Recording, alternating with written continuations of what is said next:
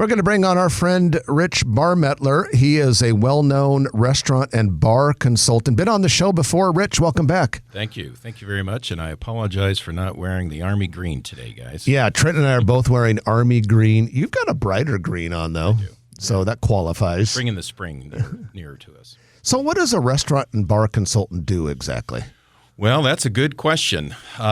Any day and every day is different, but the services we provide are startups, so we are involved with every step of the way: concept creation, lease negotiations, site selection, so forth, and then we create the business, put all the systems and processes together, hire the teams, train the teams, create the menus, all the flow, and then get them opened and continue staying on board with them for a while to make sure it works in the right direction. But another part of your business also with Barmettler Consulting group is to fix something. If something is off, or they want to change their menu, or the wine list, or whatever it is. So it's kind of a cafeteria, no pun intended, of services that you have.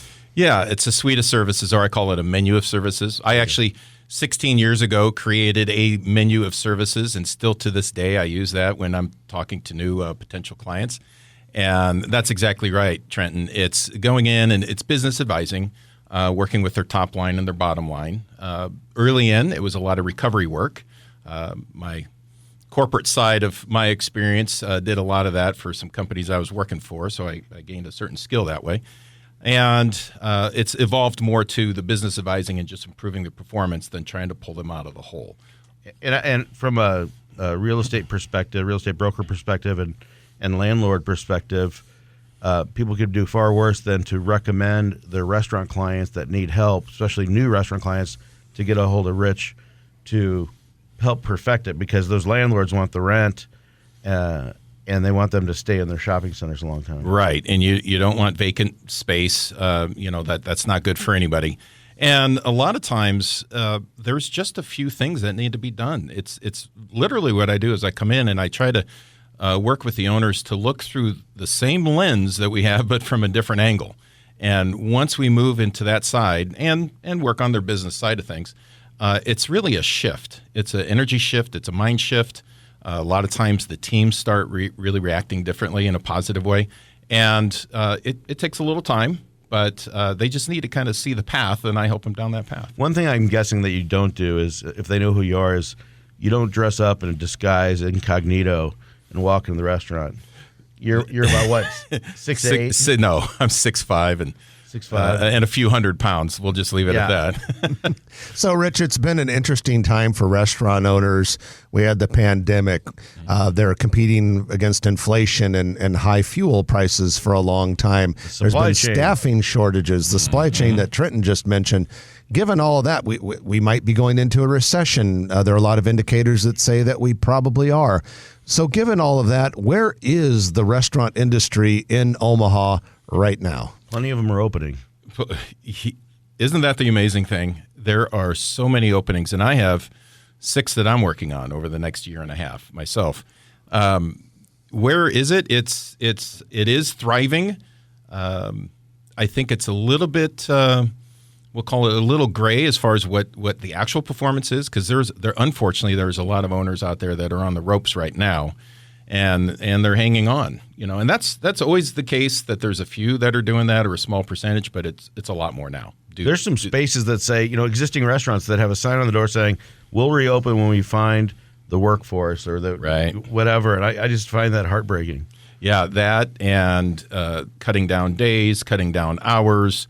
Literally, you could be in one place one day, and the next they're closed, and the next day after that they're open again. It is down to that finer point.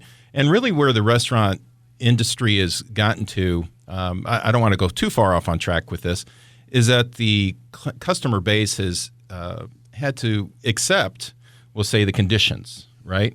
So it's a little slower service in general. Mm-hmm. I'm not saying everybody, but in general, it's a little slower service. A lot of the team members that are coming in are less skilled.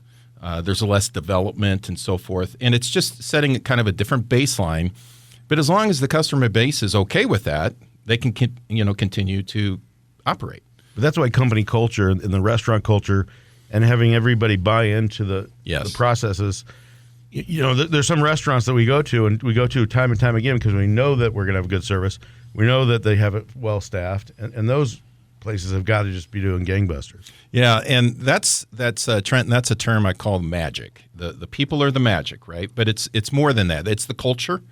It's the wantingness to be developed and to develop and so forth, and it's just getting a little leaner now. The number of businesses, restaurant businesses that you see actually doing that. But as they do, you those places that you just talked about are consistent day in and day out. I won't say they're bulletproof. They're not, they're impacted, obviously, but you just don't see it as much. You don't feel it as much. And when you leave there, you want to come back. Well, that culture, that magic is probably the hardest recipe to create within a business. And that's where my company really comes into play, lays down the foundation, creates space for that energy and that positiveness, and then work with them to get there. Well, later in the show, in the next segment, we're going to have Rich talk to us about some of the new restaurant clients that he's working with. But before we get to that, a couple other things we want to take care of before the news.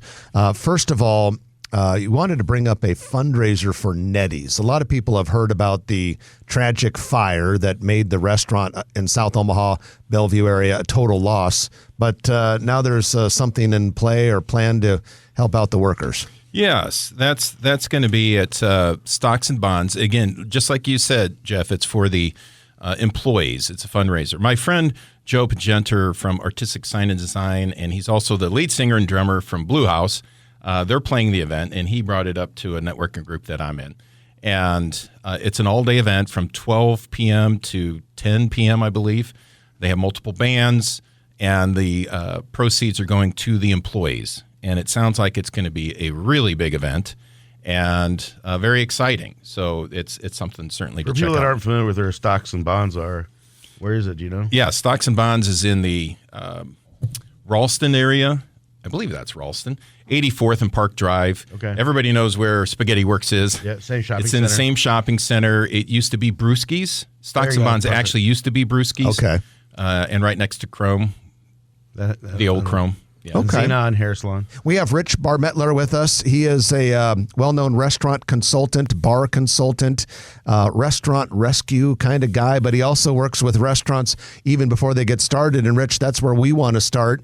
You wanted to highlight about 6 new restaurants that you're currently working with. Yeah, I thought it might be a nice little chat to kind of give a update of what's going on. So I'll go into one of them right away. It's called Hey Jay's Cafe. Not AJ's, but Hey Jay's, Hay. Like heck. Like, right. hey. Yeah. And that's Josh and Dina Hannum that are putting that together. They do have a small coffee shop, a drive-through coffee shop down in the Saddle Creek area right now, and they have one coming soon to the Blackstone area of 38th and Dodge. Well, where I come into play is I'm working with Dina and Josh on creating Hey Jay's Cafe that's going to be going out at 156 and Reynolds, which is right by State Street. Josh is actually doing the development himself. It'll be a 3-tenant building, and Dina will be taking about 3,000 square feet, and it's a breakfast, lunch kind of concept, and we're going to have a drive-through there also. And when will that open? We're looking, I would say, late fall, early winter. Josh and Dina, don't hate me for saying that, but that's the time frame that we're saying we're going to land on. And anyway, so I think that'll be an excellent concept for out in that area. Absolutely. If you kind of think of the growth that's happening, school systems, the whole 9 yards. Opening number 2. Opening number 2. No, me? You're next. Okay. You're saying keep moving, Rich. Yeah. Got it. All right. Destiny Cafe. This is a very cool concept that warms my heart, I'll say. It's a 501c3. Joan Allen is the leader of that charge. And this is a cafe, breakfast and lunch cafe, that will be employing adults with developmental and intellectual disabilities. And again, it's a 501c3 nonprofit. And we're currently in site search right now and capital campaign, fundraising. It's going well, and I would anticipate that to be most likely a 2024 opening. But you never know how things can move, quickly. Speaking of moving quickly, I'm on to the next one. Thank you. This is Comfort Cafe. This is a little shout out to Shauna Murphy and Ron. They are opening up a little, call it a scratch kitchen, old home recipe kind of cafe that's going into the Elmwood Towers. They have roughly, I think, around 250 residents in there, and it'll be primarily for the residents and their families. And that'll be actually opening next month. And the Elmwood Tower is the very tall building in the Leavenworth Midtown District east of Exarban. A lot of people don't realize currently the third tallest building in Omaha. I never knew that until, soon to be fourth. Anyway, Go ahead, Rich. Great. Then there's the Ashland Brewing Company. This is in the Ashland area at Highway 66 and 6. Large-scale development. Frank and Tim Urias, that's father Frank, son Tim, are putting this one on. They purchased the land out there. It's actually a full-size development, multiple acres. And their spot is going to be called, like I said, Ashland Brewing Company. And it's going to be a 5-barrel system for those that know brewing. And it's a brew pub, rooftop deck. So kind of think of some of the rooftop decks around town and how popular they are. They're going to have one of those. It has 4 pickleball courts, 2 inside. Those 2 inside will be converted over for event space as needed.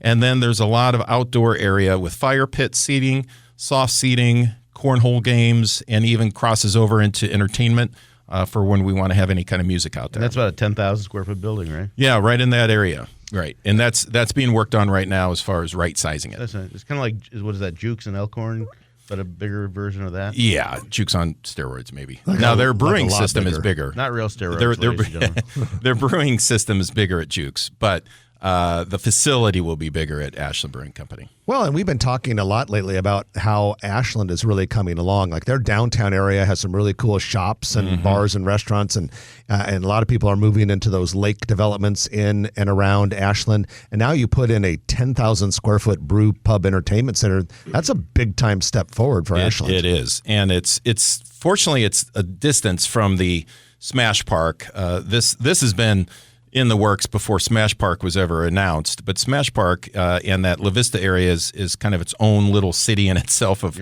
entertainment. And it's amazing, as I was doing a feasibility study for this Ashland Brewing Company, of the amount of tourists and travelers that come through that area. You obviously know there's a lot, but when you do the numbers, it is pretty mind-blowing. So we're very confident that it'll succeed there. It's a very cool concept, very cool owners, and doing a really good job on the due diligence for it. And then moving on to my last one that I was going to mention is a spotlight on Rooted Table Cafe. And that's Cindy and CJ Gunsel that are the owners. And this is going into the Countryside Village at the northeast corner, right near the Le Cordier Bakery. And it's a plant-based vegan and vegetarian concept. And it will have your typical categories of some appetizers, salads, bowls, entrees, items like that. Heavily involved with the cold-pressed juicing and smoothies, coffee, so forth like that. Are they going to grow their own produce in the basement? They're not. No, we're not doing that. But anyway, it'll have a patio area outside, dine-in, and we expect a lot of grab-and-go business, delivery, to-go, all that kind of stuff. Wow. And they're very, very tied in with the community, the vegan and vegetarian community, and their sayings, which were really pretty clever, that came up: plants nourish people, which is basically highly nutrient foods and vibrant colors, and then people thrive together. And those two elements right there are their mission, or like I was saying before, the magic. This is going to be the magic that comes out of it. And when people thrive together, it's the community gathering and education that they're looking to bring to the forefront. And Rich, when is the estimated opening for Rooted Table? That would be, we'll call it late summer, mid to late summer. Like all owners, they would like to have it before then, but somewhere in that time frame. So it'll be coming, and it'll be nice because it'll be theoretically it'll be launched before the schools are back in school. We anticipate a lot of business off of Westside and also the other churches and schools around there. It's great to see that the diversity of types of restaurants and establishments coming to Omaha. You can tell we're getting bigger and bigger by people getting more segmented and trying different things. Yeah, and one thing to talk about there, way back in the day, it used to be the big segments are the types of food were fast food, full service, and fine dining. Right. And now you literally have probably a dozen different ways of describing, all the little slices in there, and it just becomes more diversified. It's better for the consumer. So, Rich, we're going to wrap up, but before we let you go, we have a lot of foodies and people in the restaurant business who listen. Anyone who's thinking about starting a restaurant concept, Buying a restaurant, how do they work with you? Yeah, typically there's an introduction. I have no advertising budget. It's all word of mouth. And people will reach out to me or give me a note on Facebook, on my email, RBC Group at Cox.net, or my phone through a person. Usually it comes my way. And then I'll reach out to them. And what I do is just a discussion talk. It's not a strategy session. It's just an initial fee-free discussion on what they're looking to do. And then from there, we may do a discovery meeting and then get a little roll up the sleeves and kind of see what's really happening, what's under the hood. Let's see where they are. And then I'll share what I can do and what my company does, how we operate, how we charge, and so forth, and go from there. Okay. Well, Rich Barmettler, bar and restaurant consultant, helping bar and restaurant owners not only on the front end, but also sometimes in rescue situations. Good to have you back on the show. Thank you for sharing so much restaurant news with us. Thank you, Jeff. Thank you, Trenton. Yep. If you like this video, be sure to hit those like and subscribe buttons. And remember, Grow Omaha is not just media. This is a mission. We are trying to build up Omaha and make it an even better place. We can only do that with your help. Share this video with your friends, neighbors, and family.